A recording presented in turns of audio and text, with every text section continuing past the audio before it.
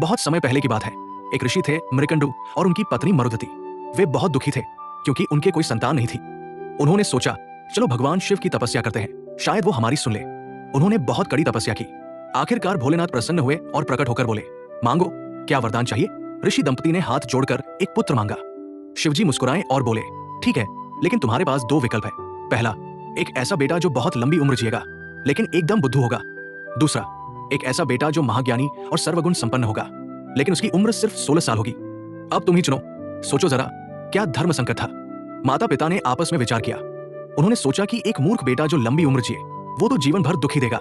उससे अच्छा है कि एक ज्ञानी बेटा हो, भले ही कुछ ही समय के लिए। उन्होंने शिवजी से कहा, प्रभु, हमें वो 16 साल वाला ज्ञानी बेटा ही दे दीजिए। के अनुसार उनके घर एक बहुत ही प्यारा और तेजस्वी बेटा हुआ जिसका नाम रखा गया मार्कंडेय। मार्कंडेय कोई आम बच्चा नहीं था। वो तो बचपन से ही वेदों पुराणों का ज्ञाता था, एकदम जीनियस। उसके माता पिता उसे देखकर बहुत खुश होते थे, लेकिन अंदर ही अंदर उन्हें वो 16 साल वाली बात खाई जा रही थी। जैसे जैसे मार्कंडेय का 16वां जन्मदिन नजदीक आ रहा था, उसके माता पिता का चेहरा उतरता जा रहा था।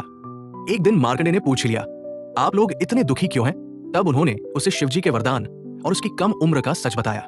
ये सुनकर मार्कंडेय डरा नहीं। उसने कहा, चिंता मत करो माँ पिताजी, मैं भगवान शिव की शरण में जाऊंगा, वो ही मेरी रक्षा करेंगे। मार्कंडेय ने समुद्र किनारे रेत से एक शिवलिंग बनाया और वहीं बैठकर ओम नमः शिवाय का जाप करने लगा। उसकी भक्ति इतनी गहरी थी कि वो सुध बुध खो बैठा। आखिरकार वो घड़ी आ ही गई। मार्कंडेय के 16 साल पूरे हो गए। मृत्यु के देवता यमराज ने पहले अपने दूतों को भेजा, लेकिन मार्कंडेय के चारों ओर शिवजी की भक्ति का ऐसा सुरक्षा कवच था कि दूत उसके पास भी नहीं फटक पाए। हारकर यमराज खुद अपने काले भैंसे पर बैठकर आए। उन्होंने देखा कि मार्कंडेय शिवलिंग से लिपटकर प्रार्थना कर रहा है। यमराज ने अपना काला फंदा कालपाश फेंका।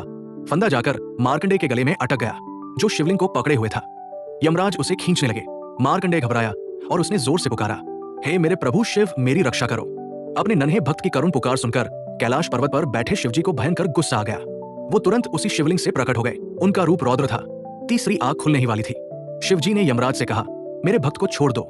लेकिन यमराज ने कहा, प्रभु, इसकी आयु पूरी हो चुकी है, नियम के अनुसार मुझे इसे ले जाना ही होगा। इस बहस से शिवजी का गुस्सा 7वें आसमान पर पहुंच गया।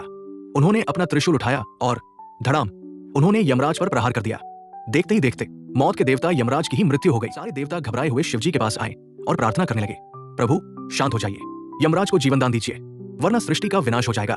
देवताओं की विनती सुनकर शिवजी का गुस्सा शांत हुआ। उन्होंने यमराज को फिर से जीवित कर दिया, लेकिन एक नई शर्त के साथ। शिवजी ने घोषणा की, मेरा ये भक्त मार्कंडेय अब अमर रहेगा। और सुन लो, आज इसने मृत्यु के भय से मुक्ति पाने के लिए जिस मंत्र का जाप किया है वो महामृत्युंजय मंत्र के नाम से जाना जाएगा।